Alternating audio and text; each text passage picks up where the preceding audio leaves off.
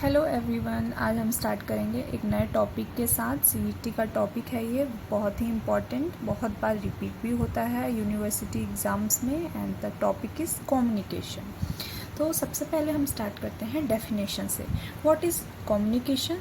सो ये एक ऐसा प्रोसेस है जिसमें हम आइडियाज़ का, थॉट्स का, इन्फॉर्मेशन का, फीलिंग्स का और मैसेजेस को एक्सचेंज करते हैं। या तो दो लोगों के बीच में एक्सचेंज होगा या फिर more than 2%, okay, between more than 2%, so as to achieve mutual understanding, that is called communication. तो ये हो गया हमारा डेफिनेशन।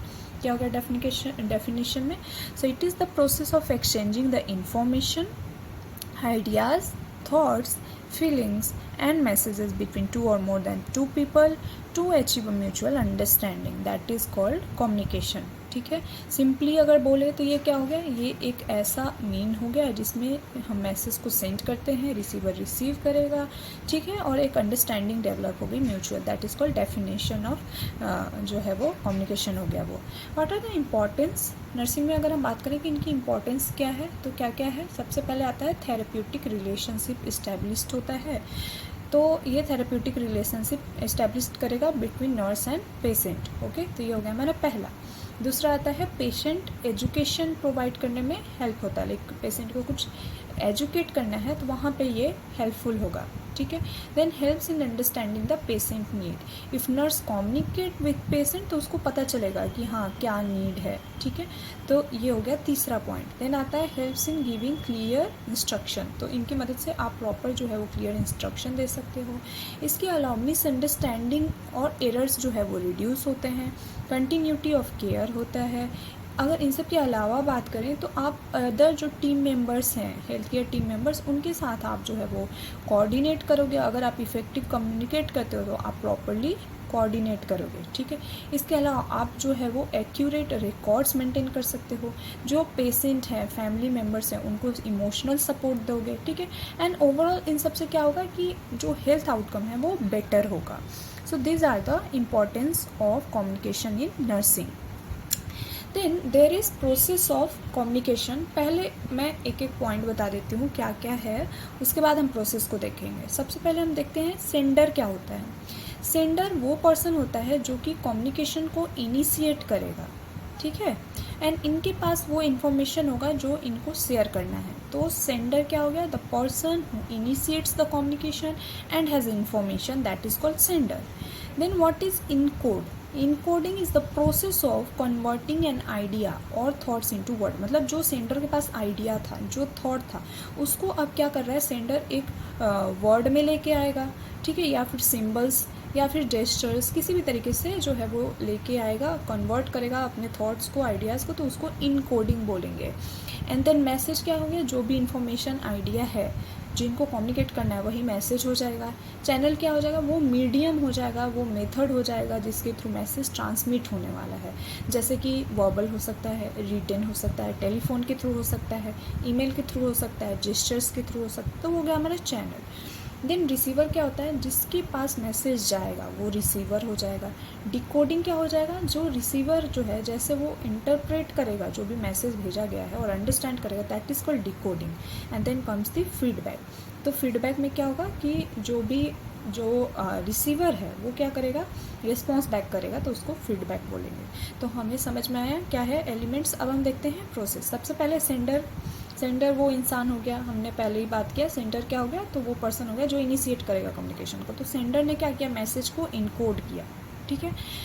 जो भी सेंडर के पास आइडियाज़ था उसको उसने क्या किया, वर्ड जेस्टर्स वगैरह में लाके फिर मैसेज क्या हो गया, मैसेज वो आइडिया या फीलिंग होगा। अब यहाँ से मैसेज जो है वो चैनल्स के थ्रू, जो कि किसी भी तरीके से हो सकता है, telephone, email, gesture, verbal communication हो सकता है, नॉन वर्बल कम्युनिकेशन, चैनल के थ्रू रिसीवर के पास जाएगा। रिसीवर मैसेज को रिसीव करके डिकोड करेगा एंड देन फीडबैक प्रोवाइड करेगा, और यहाँ पे कम्युनिकेशन जो होगा कंप्लीट होगा with the help of feedback, okay. अब क्या है कि कुछ नॉइज़ या बैरियर होते हैं जो इस कम्युनिकेशन को जो है वो डिसॉर्ट कर सकते हैं, इंटरफेयर कर सकते हैं। तो हमें जो है वो उनको रिड्यूस करके रखना चाहिए, ठीक है। तो ये हो गया हमारा पूरा कम्युनिकेशन साइकिल बोल सकते हैं या प्रोसेस बोल सकते हैं, okay. Then we will be talking about the types of communication, ठीक है। ठीक है। जब हम टाइप्स ऑफ कम्युनिकेशन की बात करते हैं तो इनको अलग अलग तरीके से जो है अलग अलग बेसिस पे डिवाइड कर सकते हैं हम, जिसमें सबसे पहले आता है हमारा अकॉर्डिंग टू मेथड, ठीक है, जिसमें है पहला वर्बल। अगर आप कम्युनिकेट कर रहे हो with the help of words, जो कि या तो स्पोकन है या रिटन है, वर्ड्स की बात आएगी तो वर्बल होगा, चाहे ओरल हो चाहे रिटन हो, ठीक है। जैसे कि कन्वर्सेशन हो गया normal, lecture, telephone call, written instruction या नर्सिंग नोट्स, ये सारे कहाँ आएंगे, हमारे वर्बल में आएंगे। फिर आता है नॉन वर्बल। अगर हम बिना स्पोकन या रिटन वर्ड्स के कम्युनिकेट करते हैं तो उनको हम नॉन वर्बल बोलेंगे। क्या हो गया नॉन वर्बल, बिना वर्ड्स के, चाहे स्पोकन हो या रिटन हो, बिना उनके कर रहे हैं तो नॉन वर्बल आएगा। जैसे फेशियल एक्सप्रेशन हो गया, eye contact, gesture, posture, body movements, touch, ये सब कहाँ आते हैं, नॉन वर्बल में आते हैं। तो ये हो गया according to method, verbal and non verbal. Then आता है अकॉर्डिंग टू डायरेक्शन, जिसमें आता है वन वे एंड टू वे।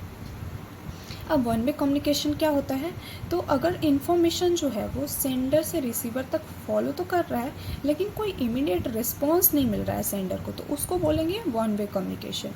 ये समझ में है ना, कम्युनिकेशन कब कंप्लीट होगा, जब टू वे होगा, और टू वे कब होगा, जब फीडबैक मिलेगा, ओके। लेकिन ये वन वे कम्युनिकेशन है जिसमें कि उसे जो सेंडर है उसे कोई फीडबैक नहीं मिल रहा है, इमीडिएट रिस्पॉन्स नहीं मिल रहा है, तो ये क्या हो जाएगा, वन वे कम्युनिकेशन हो जाएगा। वन वे कम्युनिकेशन का अगर एग्जांपल दे दो, जैसे जो लेक्चर हो गया, तो वो क्या होता है, एक type of one way communication होता है, क्योंकि आप वहाँ पे सिर्फ सुनते हो, कुछ बोलते नहीं हो। या फिर अनाउंसमेंट हो गया तो वो वन वे कम्युनिकेशन हो गया।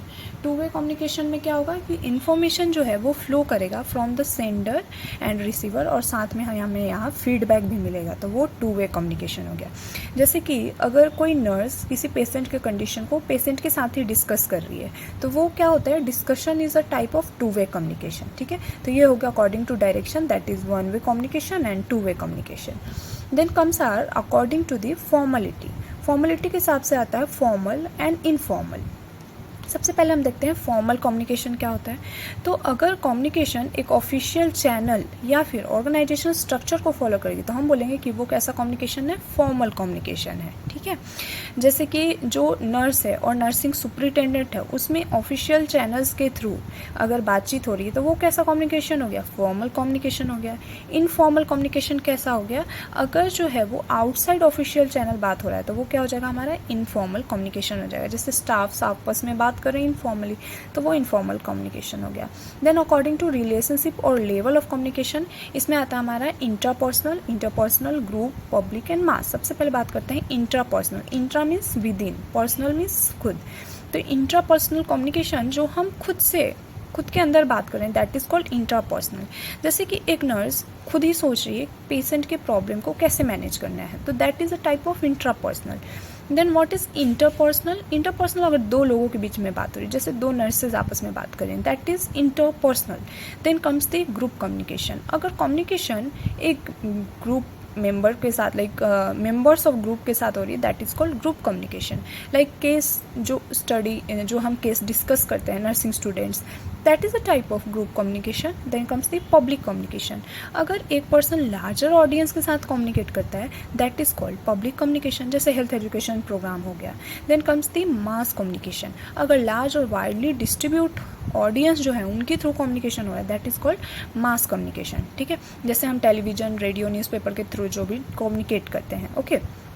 So these are the according to the relationship level, that is interpersonal, group, public and mass. Then comes the barriers of communication. तो बैरियर्स में सबसे पहले आता है हमारा फिजिकल बैरियर, ठीक है। सबसे पहले क्या है, फिजिकल बैरियर, ओके। फिजिकल पहले देखिए, ओवरऑल अगर बैरियर्स की बात करें तो बैरियर्स क्या हो गए, वो तो सिंपली जो है ये क्या करते हैं, प्रिवेंट करते हैं इफेक्टिव कम्युनिकेशन को, ठीक है, या फिर मिसअंडरस्टैंडिंग कॉज करेंगे तो उनको हम क्या बोलेंगे, बैरियर्स ओवरऑल क्या हो गए, कुछ भी ऐसी चीज़ें, फैक्टर्स जो कि इफेक्टिव कम्युनिकेशन को रोक रही हैं या फिर मिसअंडरस्टैंडिंग कॉज कर रही हैं, that are called barriers. Then हम बात करते हैं फिजिकल की। सबसे पहले फिजिकल बैरियर क्या होते हैं कि ये ऐसे एनवायरमेंटल फैक्टर्स होते हैं जो कम्युनिकेशन के साथ जो है वो इंटरफेयर करेंगे तो वो गया फिजिकल बैरियर, ठीक है। Environmental factors that interfere with communication that is called physical barrier, जैसे कि नॉइज़ हो गया, पुअर लाइटिंग हो गया, डिस्टेंस हो गया, या फिर lack of privacy, poor ventilation, physical disability, faulty equipments हो गए। तो ये सारे कहाँ आ गए, हमारे फिजिकल बैरियर में हो गए। Then comes the psychological barrier, इनको हम इमोशनल बैरियर भी बोलेंगे। ये बेसिकली जो है वो जो भी सेंडर है या रिसीवर के भी इमोशनल या मेंटल स्टेट से अराइज हो रहा है तो उसको बोलेंगे हम साइकोलॉजिकल या इमोशनल बैरियर, जैसे फियर, एंजाइटी, एंगर, स्ट्रेस। ऐसा होता है ना, हम गुस्से में होते हैं तो फिर हम अपनी बातें समझा नहीं पाते हैं, तो वो क्या हो गया, एक साइकोलॉजिकल बैरियर हो गया, ठीक है। देन लैक ऑफ कॉन्फिडेंस हो गया, ठीक है। देन आता हमारा लैंग्वेज बैरियर। लैंग्वेज बैरियर क्या होता है, when meaning of words is misunderstood, ठीक है। जब वर्ड्स हम सही से समझ नहीं पाते हैं और कम्युनिकेशन सही से नहीं हो पाता है।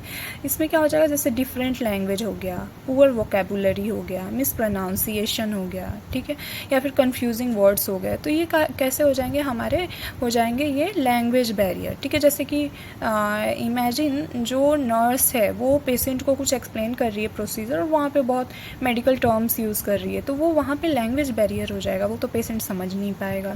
देन आता है हमारा कल्चरल बैरियर। अगर culture, beliefs, custom, practices affect कर रहे हैं कम्युनिकेशन को तो उनको कल्चरल बैरियर बोलेंगे। जैसे कि अलग अलग बिलीव्स होना बीमारी को लेकर, ठीक है, या फिर प्रैक्टिसेस, अलग अलग रिलीजियस प्रैक्टिसेस फॉलो करना, अलग एटीट्यूड होना टुवर्ड्स आई कॉन्टैक्ट और टच, तो ये क्या हो गया, कल्चरल बैरियर हो गया। Then comes the physiological barrier. अगर किसी फिजिकल कंडीशन की वजह से अराइज हो रहा है आइदर ऑफ सेंडर और receiver, that is called physiological barrier.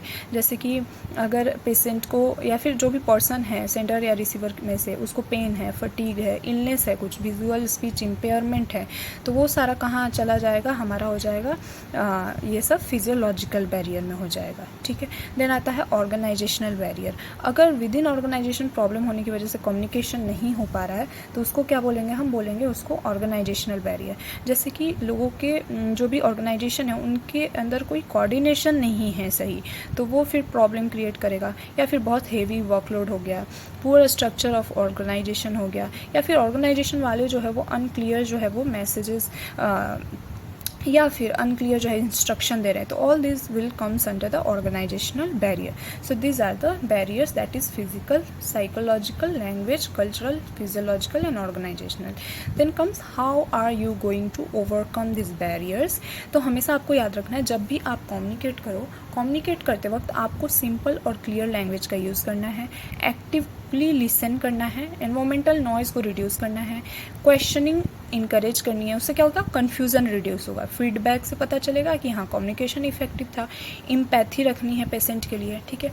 इसके अलावा बात करें तो आपको जो है वो सिंपलर लैंग्वेजेस का यूज़ करना है, ठीक है। अगर कोई इम्पॉर्टेंट इन्फॉर्मेशन आप दे रहे हो तो उसको आप रिपीट कर सकते हो, क्लैरिफाई कर सकते हो, और अपनी तरफ से आपको एक फ्रेंडली और काम एनवायरनमेंट जो है वो यूज़ करना है। देन आप कुछ एड्स यूज़ कर रहे हो तो कम्युनिकेशन एड, तो वो एप्रोप्रिएट यूज़ करो, ठीक है। देन एक्टिवली लिसन करो, अननेसेसरी मेडिकल टर्म मत यूज़ करो पेशेंट के सामने, ठीक है। कम्युनिकेट कर रहे हो तो प्राइवेसी मेंटेन करो। तो ये सारा क्या हो गया, हमारा जो है वो मेथड हो गया जिससे कि हम जो है वो जो भी हमारे इश्यूज़ आ रहे हैं, बैरियर्स आ रहे हैं कम्युनिकेशन में, उनको जो है वो ओवरकम कर सकते हैं, ठीक है। अब रोल ऑफ नर्स क्या होता है, एज अ नर्स आपको पेशेंट के साथ क्या ध्यान रखना है कि आप कम्युनिकेशन इफेक्टिव करो, तो आपको जो है एक ट्रस्टिंग रिलेशनशिप फॉर्म करना है पेशेंट के साथ, क्योंकि जब तक ट्रस्ट नहीं बिल्डअप होगा बेटर कम्युनिकेशन नहीं होगा। देन आपको पेशेंट कुछ बोल रहा है तो एक्टिवली लिसन करना है, उसके कॉन्फिडेंशियलिटी को मेंटेन करना है, आपको प्रॉपर क्लियर हेल्थ एजुकेशन देना है, नॉन वर्बल क्यूज़ को भी ऑब्जर्व करना है, ठीक है। क्योंकि कभी कभी क्या होता है, पेशेंट बताता नहीं है कि उसको पेन है, बट उसके फेशियल एक्सप्रेशन वगैरह देखकर आप समझ सकते हो। देन कम्युनिकेट करना है accurately, okay. And then proper documentation होना चाहिए, पेशेंट के पार्टिसिपेशन को ऐड करना है केयर में। So these are the role of nurse. Overall अगर मैं बोलूँ तो कम्युनिकेशन एक बहुत ही इसेंशियल कंपोनेंट है नर्सिंग प्रैक्टिस या नर्सिंग एजुकेशन का भी इवन, ओके। इससे क्या होता है कि अगर नर्स प्रॉपरली कम्युनिकेट कर रही है तो वो पेशेंट को बेटर तरीके से अंडरस्टैंड कर सकती है एंड अकॉर्डिंगली हेल्थ एजुकेशन दे सकती है। इसके अलावा ये जो है वो बेटर इंटरपर्सनल रिलेशनशिप मेंटेन करता है और सेफ और क्वालिटी नर्सिंग केयर प्रोवाइड करने में हेल्प करता है। इसलिए नर्स को जो है वो good verbal, non verbal and then listening, interpersonal skill जो है वो आनी चाहिए।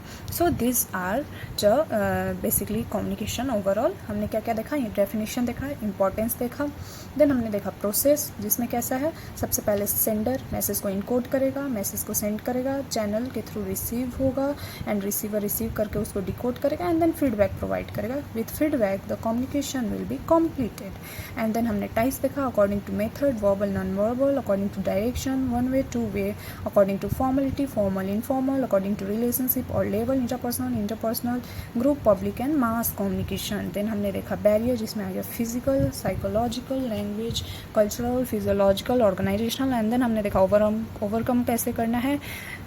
हमने फिर देखा नर्सिस का रोल क्या है, हमने कंक्लूजन देखा। So this is all about communication. Okay, so thank you so much.